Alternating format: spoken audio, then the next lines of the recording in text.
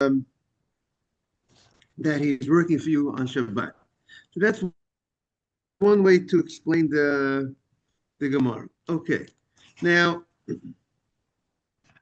let's see. The result might be the same, but the Marat Ayin is less.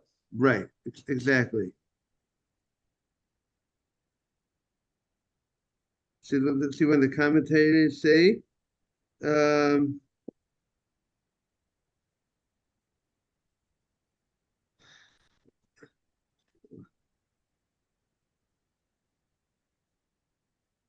as if it's the appearance. Close to Shabbos, if you send it on Friday, good morning, Simon, it looks like you're sending the guy to bring the letter on Shabbat. Okay. But if you send it more early on Thursday or Wednesday, it doesn't have that appearance that you're sending him to bring it on Shabbat. So now the Gemara continues. They said about Rav Yossi Kohen, we're now on 19a 2. They said about Rav Yossi Kohen, for Amilon, some say it's Rav Yossi Chassid, that Shalom Nimsak Sav Yodo Bi'anochri Me'olam. He never, his handwriting, I mean, he never sent a letter in the hand of a Gentile. That means, why would he send, let's say you would hire a guy to deliver a letter for him. The problem is your letter has your name on it. Let's say it says Nathan on the letter. Nathan is sending a letter.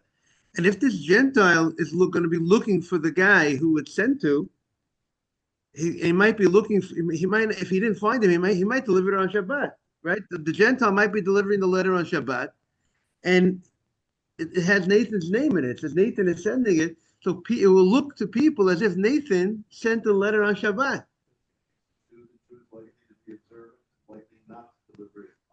Right, exactly. So Nathan was saying you want to send a letter with a Jew, no problem, because he's not gonna look for the address who it's addressed to. It's called the addressee. He's not gonna look for the addressee on Shabbat, the Jew. But if you send it with a Gentile, he might go ahead and look for the Jew on Shabbat. And this was a stringency on behalf, meaning they wouldn't even send the letter on Sunday, because he was afraid that the Gentile will deliver it on Shabbat, and therefore he was afraid that people should not have any appearance that I, the sender, sent it on Shabbat.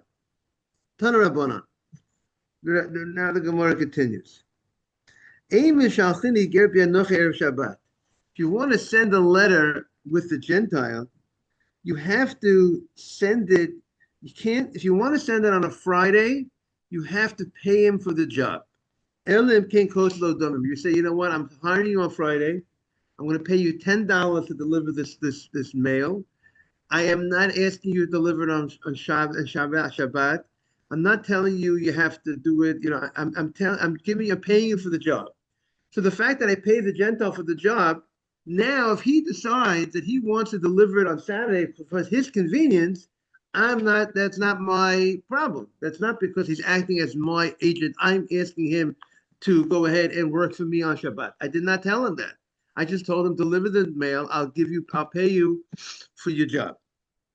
That is this opinion in the Breita. However, the Breita continues. Beis Shammai says, Kedei sheyagia lebeito. Beis Shammai says, if you want to send a letter with a Gentile on Friday, the letter has to be received by the one who it's addressed to before Shabbat. If there's not enough time for the letter to arrive by Shabbat, before Shabbat, you cannot send the letter. Beis Shammai actually would hold, even if you stipulated a price with the person, and if he travels on Shabbat, he's doing because it's his convenience to travel on Shabbat. I'm not telling him to travel on Shabbat. Still, Beis Shammai holds I cannot send a letter with a Gentile on Friday unless it's going to reach the destination. It's enough time to reach the destination before Shabbat. And Beit Hillel Omrim, Beit Hillel says, Kedei sheyagia lebayit hasamach lachoma. Beit Hillel says that when you send a letter on Friday, the Gemara is going to need to clarify this. It doesn't have to be, you don't have to be enough time to reach the person who you addressed the letter to. Rather, enough time to reach the house, the first house within the city that the letter is addressed to.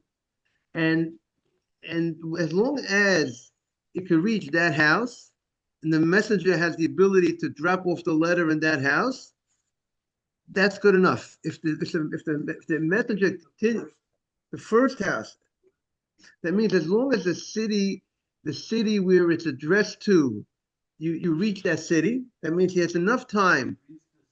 Minutes of the house, of the city in which the house is. But the house could be 2 hours in the other direction within that city.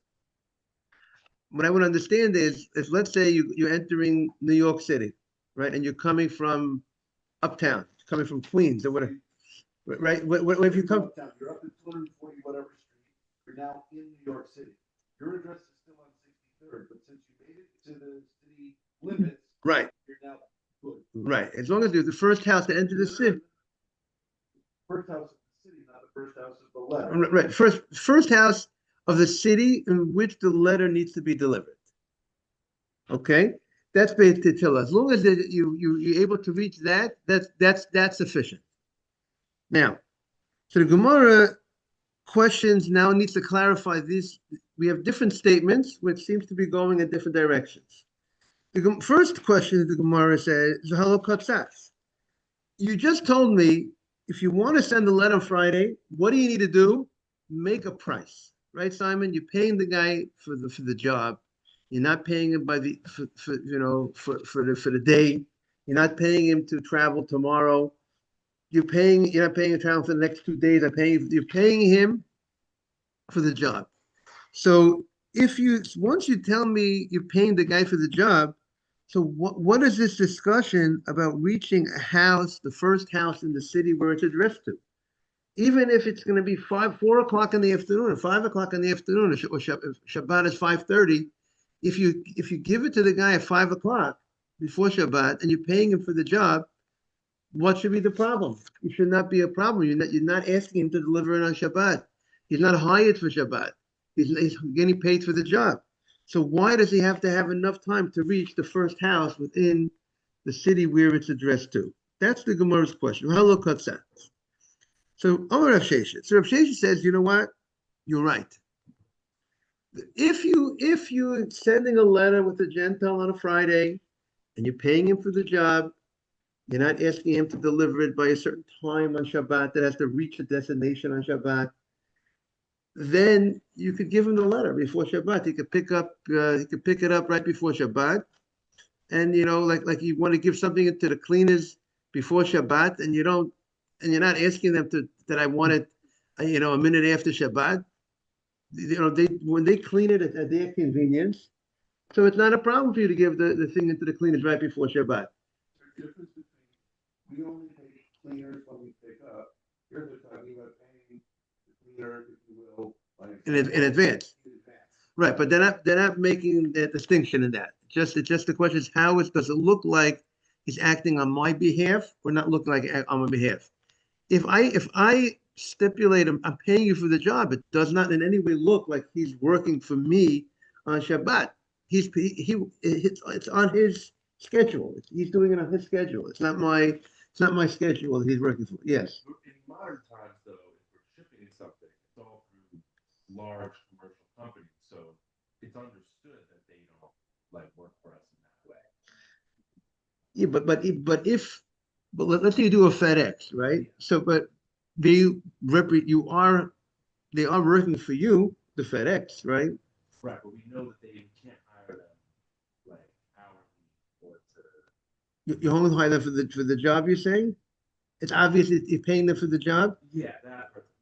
That is true. You're paying them for the job, but if the terms and the conditions of the job are stipulated to say that you need to do it by a certain time, I need it there by Saturday morning, see, the question would be if I send the FedEx on Friday afternoon and I don't care that it's there Saturday. I don't mind if it's there on a Monday. I need it there by Monday morning, and I FedEx it Friday afternoon. So that's something to think about because I don't, I'm not, the only question is, it's clear if you sent it overnight, it's clear you're saying that it should be there on Saturday morning. So that would seem why I would think of FedEx Friday afternoon, late Friday afternoon again, as long as there's not enough time for them to reach its destination before Shabbat. If it can reach its destination before Shabbat, there's no problem. You want to FedEx something on Friday morning, and and has enough time to reach. We're living in times today that on a plane you could reach it. You could reach a destination within many places. But obviously, if it's late in the day, you want to send something to California late in the day. It's not and you're overnighting it, and then we're getting into issues. But if you're not overnighting it, then it's up to the delivery company to do it when they want. Right. That wouldn't be a problem, right? Yeah.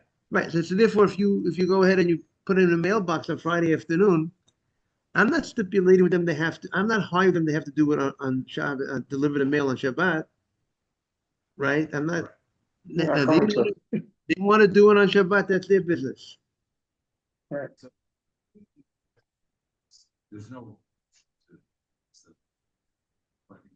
So that would be it. But if it was Friday afternoon and the FedEx guy came and was wearing a shirt that says like Ultra Express Team, then I see how that could. Right. And the terms, and you're hiring, he specifically hired. If he doesn't deliver by that time, you could actually get your money back, and you could if he they guarantee it. It's definitely an option, but if it got to the point where FedEx was able, which may happen soon, where everything's 24 hours. Like they never take more than 24 hours. So Yeah, but they usually don't. That would be.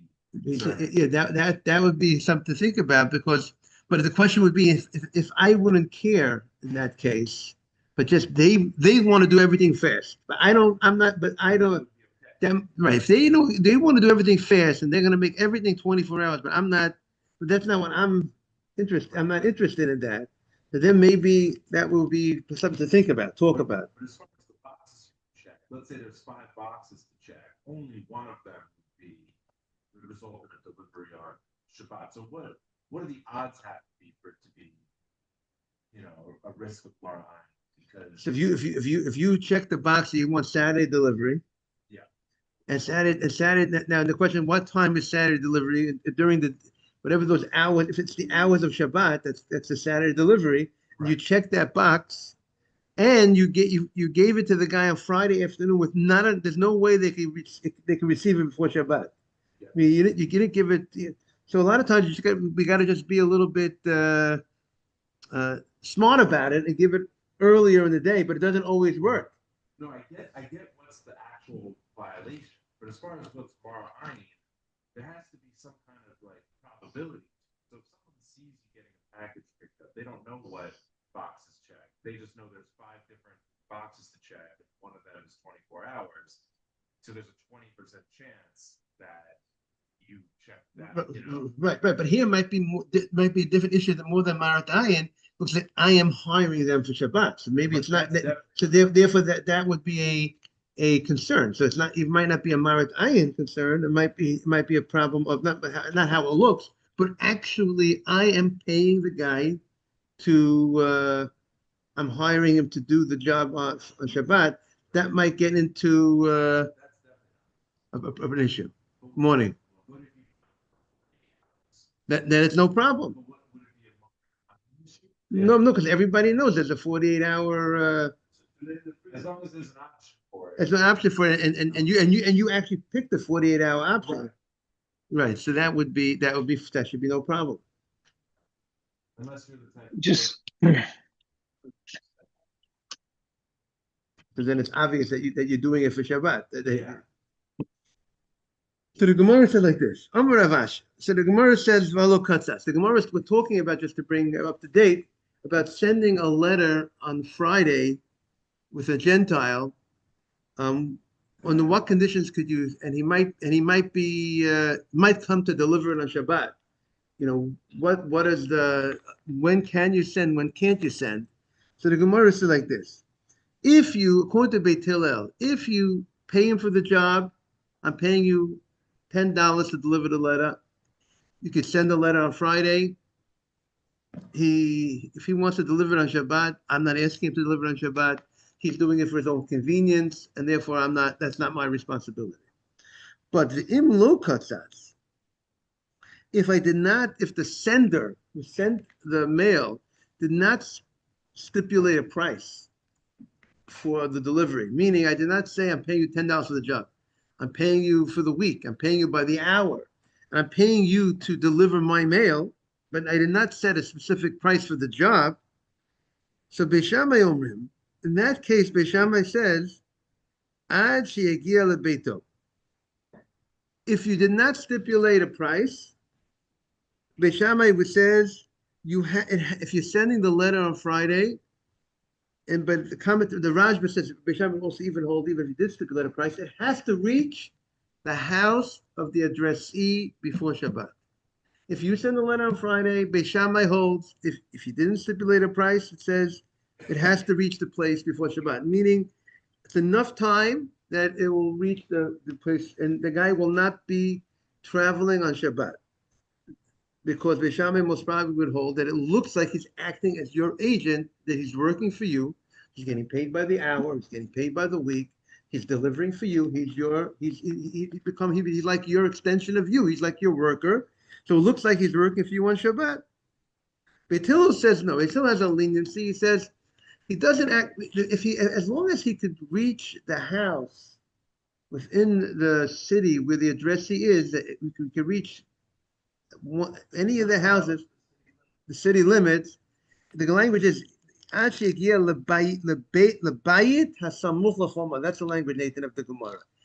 Okay, he reaches the house that's close to the wall. You call it the city limits, where it's addressed to. So technically, he's able to drop off that mail over there.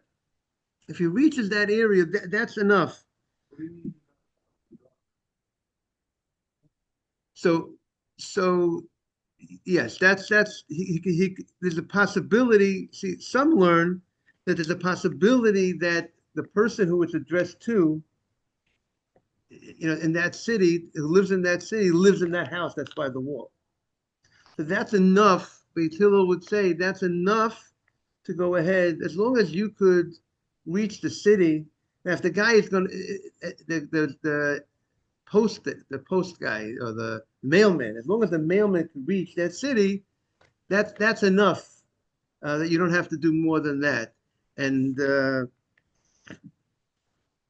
it could be maybe it's possible that a mailman has when you send a letter with somebody, as long as he is able to deliver to one of the houses in the city, that might be also sufficient, to say that his job was done, because the person who maybe was sent to will retrieve it somehow from that house. So maybe that would be sufficient. And therefore, Beit Hillel says, as long as you could reach the city limits before Shabbat, that's good enough. So the Gemara questions that, because the Gemara says, V'amad Reisha, the Reisha, the beginning of the Braita says, Ein Mishalchin. The Braita said, you cannot send a letter on Friday unless you stipulated a fixed amount for the job, unless you got paid for the job, which would indicate if you did not fix an amount for the job, it doesn't make a difference where he could reach on Shabbat. Even if you could reach the city limits, it's not good enough. What you told me that the only way you could send a letter on Friday is you made a set amount for the job. And now you're telling me, even if you didn't make a set amount for the job, as long as you could reach the city limits, that's good enough. So that's the Gemara's apparent contradiction. Is that clear? That's what the Gemara is asking. So the Gemara says the following: Lo kasha. Had the kavia beido b'mata. One, we're going to go with the way many interpret beido as the postmaster, that they have a place to deliver, that you deliver the mail to. When the post office when there's a postmaster in the city, when does Beit Hillel allow you to go ahead and send a mail on Friday with enough time to reach the city limits? That's when there is a postmaster in the city. So what you're saying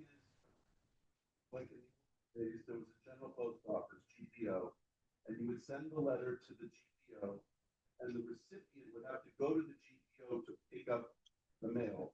That's, I think, where we are. So I want to read the commentary on that later, just to and Handalo could be a beit and the difference is whether there's a postmaster or not. So let's see how the Rif the Rambam explained is that when you have a postmaster, the agent, the mailman, his responsibility as a delivery man finishes when he reaches the post office, and therefore there's no concern now because the post office either the post office himself could deliver it, either the person himself could go to the post office, you're saying, Nathan, or the postmaster will deliver it to the members of the city, and therefore there's no concern that the agent will have to go on Shabbat bringing my letter. It's done. He's not going to be looking for the addressee on Shabbat because he has enough time to reach the postmaster before Shabbat. Now, and also they say over here, if there's a postmaster in the city, you could say what you were saying before. The Bach says, if the postmaster in the city, if you could reach any house in the city limits, the post office will come and pick up the letter, and then they'll deliver it to the addressee. Great service, right? The post office your agent is finished. If you could drop it off at any house in the city, and the postman will retrieve all the letters that were delivered to the city, and he will bring it to the person that it's addressed to. Okay. So that's what the Gemara says. Okay. Very good. Okay. Thank you, Simon. Okay, thank you very much. Tana Rabbanan. Now the Gemara says something very, very interesting halacha. Ein mafligin b'sfina pachot mishlosh yamim kodem l'Shabbat. You're not supposed to go on a boat, take a cruise. A cruise should not start Wednesday, Thursday, Friday. You should not start a cruise. When should the cruise start? From after Shabbat until Tuesday night. Why? What's the issue? So there's many different opinions. Which days belong to which file? Right, but the question is why? The question is why. Right? How do you know that? Very good. Right, because some say people get seasick on a cruise, and you get seasick on a cruise, you're going to miss out on the Onik Shabbat. You're not going to appreciate the Shabbat because you're going to be sick. But eventually you get used to it. Right, so eventually you get used to it. So therefore, if you leave on a Sunday or a Monday or Tuesday, you're already used to it. That is one of the reasons. Rabbeinu Hananel. So there's many different reasons to say it. Rabbeinu Hananel says we're talking about a small ship, and the small ship. So he said we're going to get to that another. He says the issue is because you're going to be the sailor or the captain is going to be traveling with the boat outside the tchum, outside the boundaries on Shabbat, and therefore that will be a problem. But that's only by a small boat but if we said if you're higher than 10 tefachim from the ground, if you're higher then there's no tchum, there's no problem of going outside the boundary higher than 10 tefachim. So every normal sized boat today, from the ground, the ground to the where the boat is more than 37 inches. So that would not be the problem of traveling outside the boundaries of Shabbat, according to that reason. The boat is it's not the water itself is like a carmelit, right? So, which also there's issues of you can't carry certain things you can't do, carmelit and so on. Now, some say that the problem is Onik Shabbat, like we said, because he says you're not going to enjoy. Also, he says the person gets sick because of the movement of the boat, and you won't be able to enjoy Shabbat. And others say that perhaps the problem is that when you're traveling by boat, Sometimes you might have to do certain things on a little dangerous on the boat. You have to do certain malacha, certain acts of work to protect the boat from. You might have to tie some rope and do other things that might cause what might be malacha, which is things that are forbidden to do on Shabbat. So sometimes you might have to do certain malacha to save someone's life on the boat. So therefore, you shouldn't put yourself in that position so close to Shabbat. But it's not a week-long trip. It doesn't matter which day you got on the boat, you got to save somebody. Right, but you shouldn't do. You shouldn't. So they want to say, preparing for Shabbat begins from 3 days before Shabbat, like you said, Wednesday, Thursday, Friday, and when you travel with so close to Shabbat, it looks like you're causing yourself to desecrate the Shabbat. So even though if you travel on Sunday, you got to do whatever day of the week you start your voyage, you have to save yourself. But you shouldn't put yourself into such a position that it looks like you're forcing yourself to at the time that you're really supposed to be thinking about Shabbat, preparing for Shabbat on Wednesday, Thursday, Friday. You're putting yourself in a position that you're going to have to. There's a good chance you're going to have to desecrate the Shabbat to save your life. So therefore, stay away. Don't do that. So there's many different reasons that are given why a person. What's possibly the reason, the morning behind this prohibition, you shouldn't start a voyage within 3 days of Shabbat. But and the Gemara says, when is this true? When does this apply? The Dvar Reshut. If the voyage is for vacation, just going on vacation, it's a voluntary type of trip. Over Dvar Mitzvah, but for Dvar Mitzvah, and the question will be, you have to look at halacha, is business, would business fall into the Dvar Mitzvah or not? That will have to be looked into the halacha.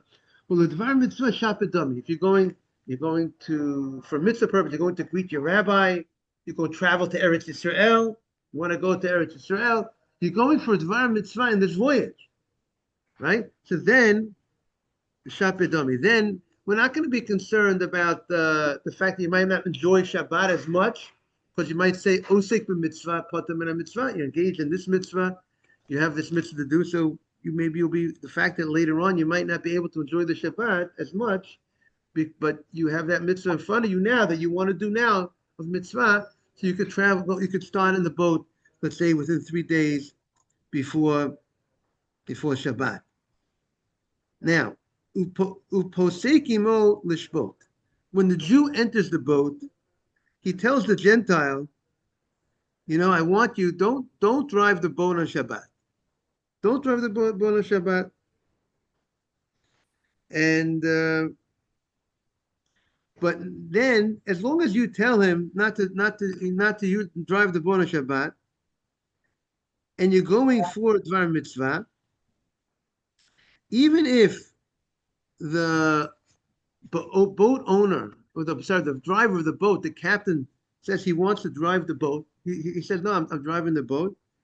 You're not, even though he's not going to stop, even though still, you can still go ahead and go.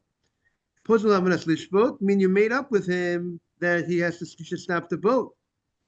And you told him, I'm going to the boat, I want you to stop the boat on Shabbat. And Eina Shavot, and even if the captain Eina Shavet, even if the captain does not stop the boat, meaning it's all right. Why? The Jew has to show that he doesn't. I'm not looking to travel on Shabbat. Whether the Gentile will listen to me or whether he won't listen to me, and even if the Gentile says, I am not accepting your condition, that's what the Svat Emet says.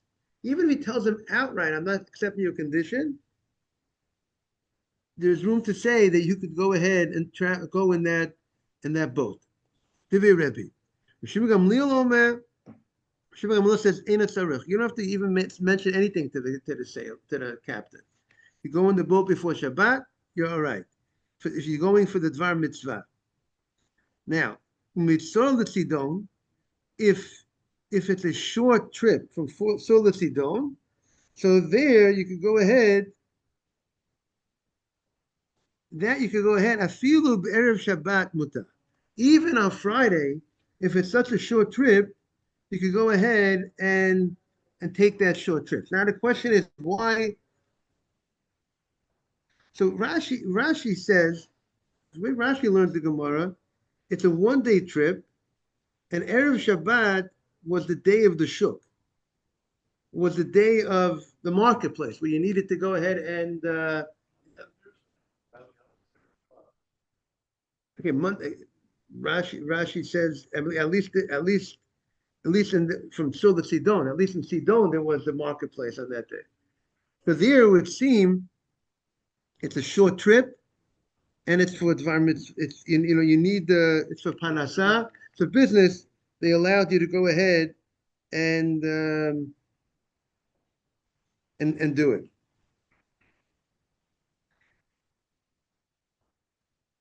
And the Beit Yosef says, one second, okay. Now, so the Gemara says the following. Omer Rabbi Shimon, Tana Rabbanan. The rabbis taught, we welcome everybody to join. Good morning, Gary, and everybody, and Solomon.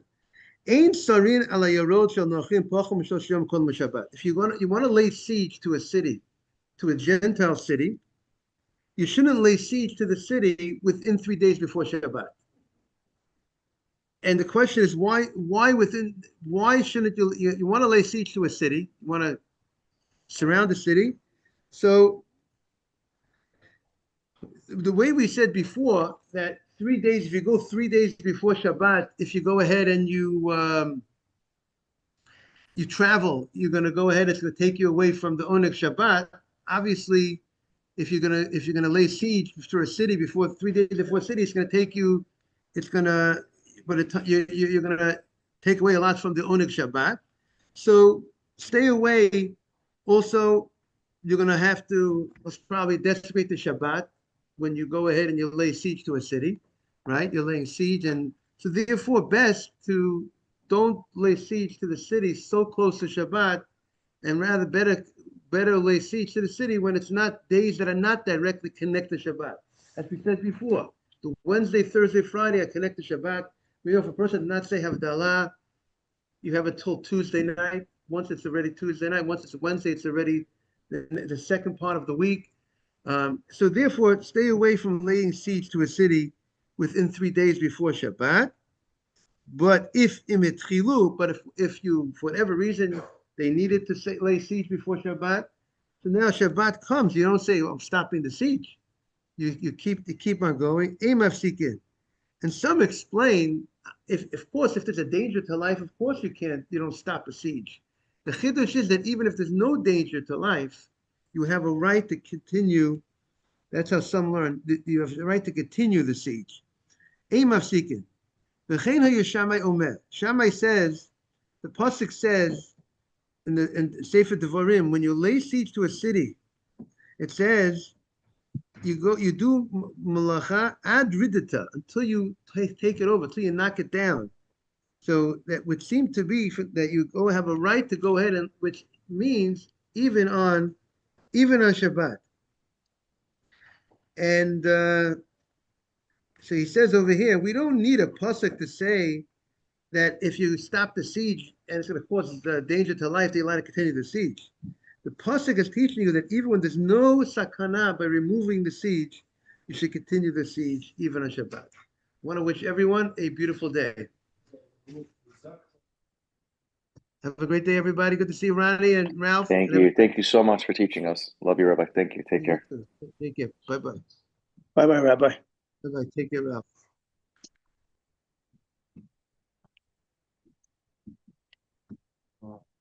Well, how are you? Thank you for sending it out.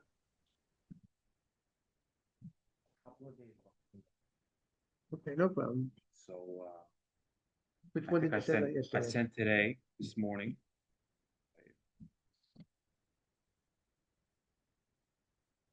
6:80. You caught up? Okay.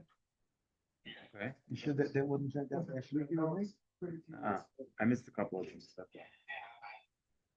Maybe like one Sunday or something. So I have a couple ahead, right? Yeah, I have a couple ahead. Okay, good. So I think let me catch up, hold a couple of days, and I'll let you know when I'm ready. But I